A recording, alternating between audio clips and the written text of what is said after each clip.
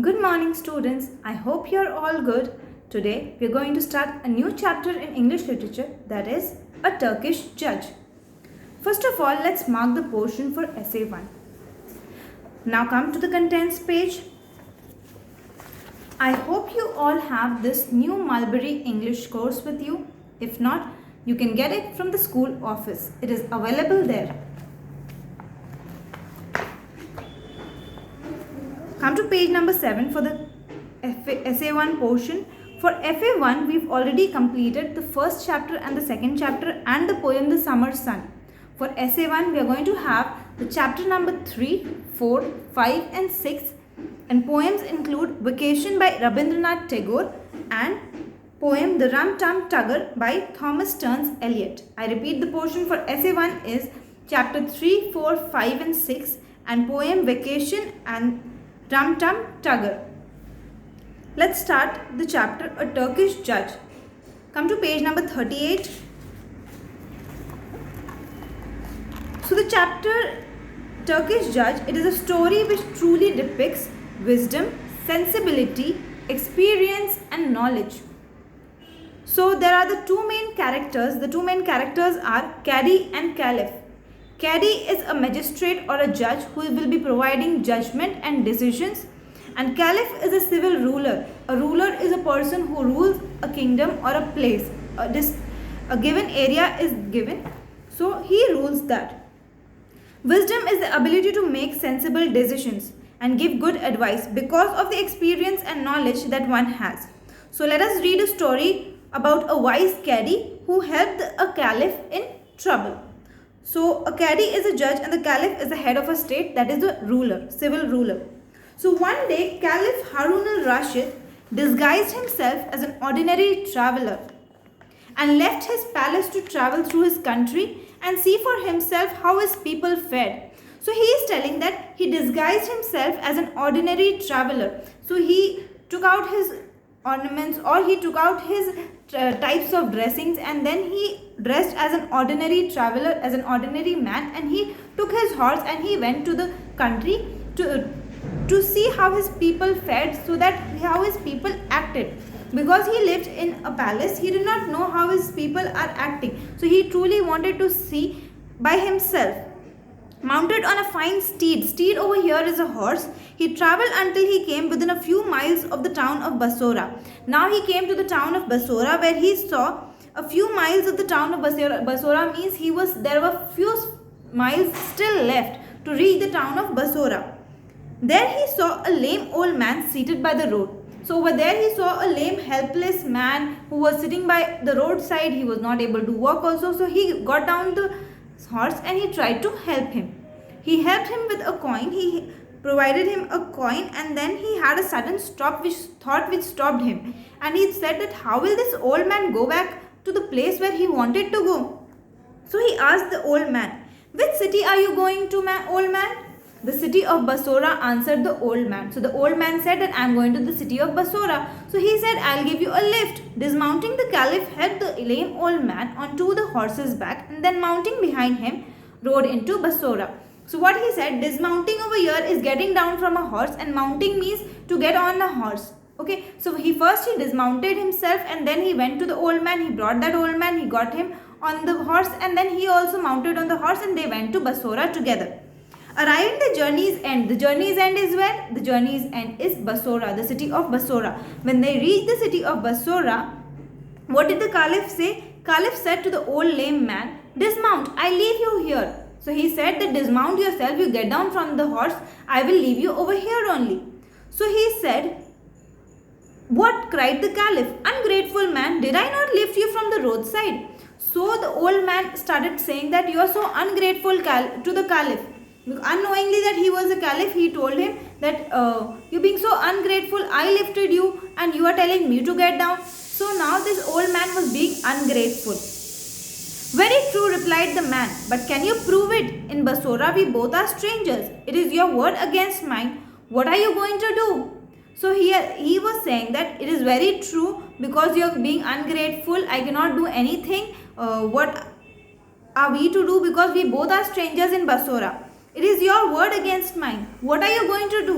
So the Caliph thought, if I force the man off my horse and leave him by the roadside, he will cry out. So if I force him to go, so he will be crying out, and then this will create a crowd over here, and it will create a lot of problem for me as well. So I can easily, he thought for any other solution. So if I give him a large sum of money, he'll be glad to let me leave and have my horse back, but at the same time he'll be encouraged to cheat someone else in the same way. So he thought that I can easily give him money and then ask him to give my or return my horse back. But what will this encourage him to do? This will encourage him to cheat someone else again. So if I ask Cadi to settle the case, I may lose my horse, but at the same time I will find out Cadi of Basora give justice to people. So now he said that he would go to a judge for a judgment, and he will also examine how the judgment is being done. So how the Cadi will be giving his judgment. So by that he said that even if I lose my horse, I will come to know that how the Cadi of this place is. Let's go to Cadi then, said Caliph. So the Caliph said that we should go to a Cadi, that is the magistrate or the civil decision maker. Okay, he was a magistrate and the judge. The old man agreed. So they went to the place where the Cadi was holding court. Two men stood before the Cadi, an oil merchant and a potter. The potter held a piece of gold in his hand. The coin, he said, belongs to me. The potter was saying that the coin was his. And your honor, said the oil merchant, that coin is mine. The oil merchant said that no, this coin was not his, it was mine. I have owned it for many years, always carry it. I lost it today. I owned it from many years and I used to carry it every day, but today I lost it, and this one coin is mine. So are there any witness? Asked Cadi. Cadi asked for, if you have any proof, then let me know. So they told, no, your honor, answered the man. My goodness, wondered the Caliph, how is Cadi going to judge who is right? How will Cadi judge that who is right and who is wrong? Very well, said Cadi. Leave the coin with me and return tomorrow for the judgment. So he asked them to leave the coin with Cadi and then return tomorrow for the judgment. What sort of way is that to render justice? Said Caliph to himself. So Caliph was wondering, what kind of judgment is this? Give the coin to me and then return tomorrow for judgment. So he thought that the Cadi, how will he make the judgment when people are not over here? The next case was called and the other two men approached the Cadi. What is your trade? He asked the first. I am a writer, was the answer. Why are you here? Continued the Cadi. This morning while I was out, someone stole my book of learning. So someone had stolen the book of learning of a writer. The tailor, he said, pointing to the other man. So he pointed towards the other man, that was the tailor. He said that he has stolen my book of learning and that book of learning was mine.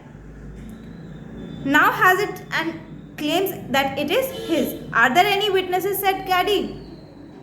No, your honor, replied the man. So they too did not have any kind of proof that whose book of learning was it. Very well, said Cadi. Leave the book with me and return tomorrow. So what you will do is leave the book with me and return tomorrow. Again the same thing with the writer also. Leave the book with me and return tomorrow, as they did for the coin also. Next the Cadi and the Caliph and the old man called the Caliph and the old man before him. Who are you and what is your complaint? He asked. So he asked both of them that what was their complaint. Your honor, replied the Caliph, I am a traveller from a distant land. I came across this lame man lying by the roadside. I took pity on him and I brought him to this city on my horse. Now he claims that he owns my horse. This was the truth that Caliph said, and he has really done that. So the Cadi then turned to the lame old man. He asked him, what do you have to say in your defense? What will you say in opposition to this, what is said by the Caliph? The horse is mine, answered the lame old man. So the lame old man, the helpless man, he said that the horse is mine and I raised him from a colt and we love each other as brothers. So he said that I have raised him, I have grown him up from a small horse, that is a colt. So baby horse is called colt. So he has raised him from that level to become a horse. So and he has treated him as his brother. If my horse is taken away from me, what shall I do? So he is showing so pity, he is being so helpless in front of the judge, so that the judge decides or gives judgment in his favor. You see, I am poor lame man and I need faithful horse to carry me. So he says that I am a very poor man, I need a horse to carry me, and this is my own horse, please give it back to me. So he is trying to speak in his defense. Here the old man pretended to weep to gain the sympathy of the caddy. So he started weeping, he started crying in order to gain the sympathy of the caddy, so that the caddy can give judgment in his favor only. The caddy calmly asked, have you any witnesses? So he asked, do you have any kind of witness that to prove that this horse is yours? Both of them said that no, we don't have any witness that the horse is ours. Then said the caddy, leave the horse with one of my soldiers and return to his courtroom tomorrow morning. So he said that leave the horse over here only today, and tomorrow morning again come back to this courtroom for the judgment. So the next morning the caliph arrived at the courtroom early, for he was eager to hear how the caddy would decide all the cases. He was very eager to hear that how he was trying to decide the cases. So the caddy entered the room and at once called the oil merchant and the potter before him. So the first case was being judged now. Handling the gold coin to the oil merchant, he said. He handed over the gold coin to oil merchant without any witnesses, without any proofs. He just handed over the gold coin to the oil merchant. Here is your gold coin. Take it. It is rightfully yours, he said. The caddy said, it is rightfully yours. This means that this coin belongs to you only. Okay. So what happens over here is that then he turned to the potter and then he punished him. The person who was of the opposition team or the defense area, he punished him because he was lying. For being a liar, he punished him. And the punishment that he got was, you have tried to keep what did not belong to you, he said in a stern voice. Soldiers, he called, take this man away from the courtroom and see that he offers his services free of charge to the oil merchants for a month. So he has to charge free charges or free services to the oil merchants, and this was his punishment for 1 month. Next, the writer and the tailor came before him. The book of learning belongs to the writer, and he said, I now return it to him. So the book of learning was returned back to the writer. Next, the writer and the tailor came before him. This book of learning belongs to the writer and it was returned to him. But sir, it is mine, cried the tailor. The tailor cried that it was his book of learning and that he was being wrongly judged. Soldiers, take this false swearing tailor. False swearing means the liar. The person who is lying is called false swearing. Swearing means taking a promise or giving a promise. So it is just lying over here. False swearing is lying. And ensure that he pays the writer 5 gold coins, ordered the caddy. So now his punishment was to give 5 gold coins to the writer. Finally, Caliph and the old man were called before the caddy. When Caliph and the old man were called before caddy, the caddy addressed the old man. Why have you repaid kindness with ingratitude? I will make sure you mend your evil ways. Henceforth you will work at the court, and it will be your duty to extend courtesy to all the travelers who come to visit our town. So the punishment of the old man. So as soon as they entered, what did he say? Why have you repaid your kindness with ingratitude? That the person who lifted you was a kind man. He lifted you just because you were lame and helpless and you could not move. So he lifted you. And after getting lifted to the place you wanted to move or you wanted to reach, you started being ungrateful to that man by saying him that the horse belongs to you. This is very ungrateful of you, and this was being punished. And so he got a punishment by the caddy that he had to extend courtesy to all the travelers who come to visit our town. So courtesy over here means polite behavior. So he has to be polite to all the people that came to their town. Okay. Good traveler, the horse is yours, he said, turning to the caliph. He did not know he is the caliph. He just knew that he was a traveler who was coming from one place to another. So he told that, okay, good. Take this horse belongs to you. Take it and continue on your way. May your kindness be better rewarded in futures. He told that may your kindness, the kindness with which you had helped this man, it will be rewarded to you in future, because this man was ungrateful. If you are kind to another man, he might be grateful also. The caliph thanked the judge and stepped to the back of the room. There he waited until everyone except the caddy had left the courtroom. So he waited over there for others to disperse, and when others dispersed and the courtroom was empty, just caddy was there, he went to caddy and asked, How did you prove your judgment, sir? Because I am very pleased by your wisdom. Okay, he was very pleased by his wisdom. Then he approached him and said, Honored judge, I much admire your wisdom. This means that I am admiring your wisdom because you have given such true judgment and you've been so loyal and truthful. How did you render such righteous judgment? How can you be so right? These cases have all been very simple, said Caddy. Did you not hear the oil merchant say that he carried the piece of gold for many years? Last night I put the coin into a glass of clear water.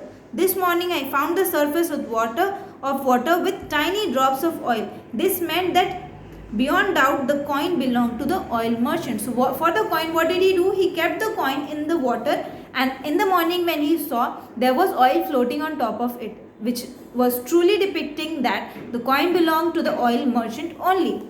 For the next case, he told that that case was equally easy to settle, responded Caddy. On examining the book, I found that the pages most used were those of the duties of writers and scholars were set forth. The book belonged to a writer. Okay, so the writer will only be using the pages which he want to use. So he went through the book and he found the most used pages were those in which the duties of a writers and scholars were given. So the duties of writers and scholars which contained in the page was used more, and it was easy to judge that the book belonged to a writer and not a tailor. Your judgment is most excellent, exclaimed the Caliph.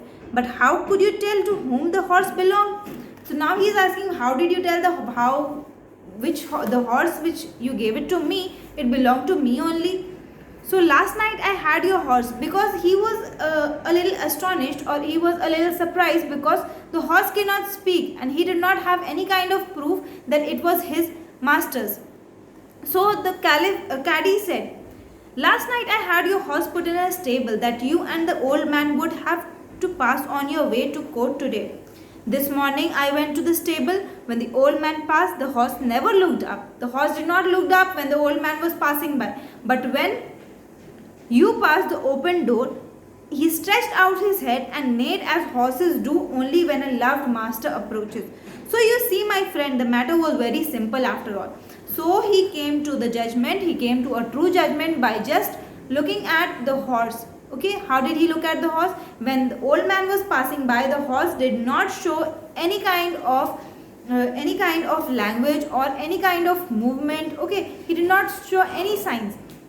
But at the same time, when the master, the traveler who was moving from there, what did he do? He stretched out his head and started neighing. The neighing word over here is the sound of a horse that is made by a horse when he sees a loved master. Okay, so simple, cried the Caliph.